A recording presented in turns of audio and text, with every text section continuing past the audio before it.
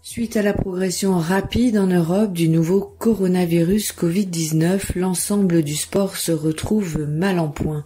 Les rencontres étudiées au cas par cas par la ministre des Sports Roxana Maracineanu se jouent au fur et à mesure à huis clos. Hier soir, le couperet est tombé. La Ligue de football a annoncé que les rencontres de Ligue 1 et de Ligue 2 se feront elles aussi à huis clos jusqu'au 15 avril.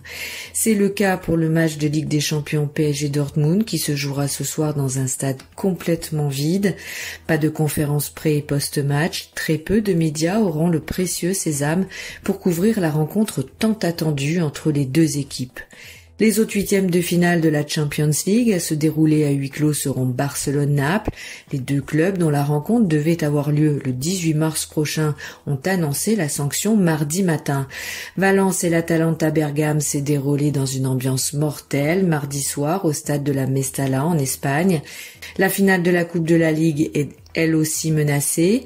Selon RMC, des discussions doivent avoir lieu ce mercredi 11 mars au sujet du match entre le PSG et Lyon, prévu le 4 avril au Stade de France.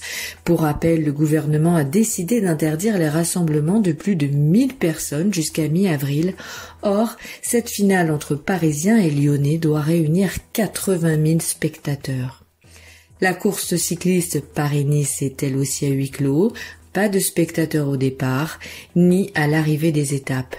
L'épidémie du Covid-19 en France affecte 2 millions de spectateurs de compétitions sportives. La ministre des Sports annonce aussi que ce sont pas moins de 450 manifestations sportives qui sont désormais impactées par les annulations et reports dans le pays.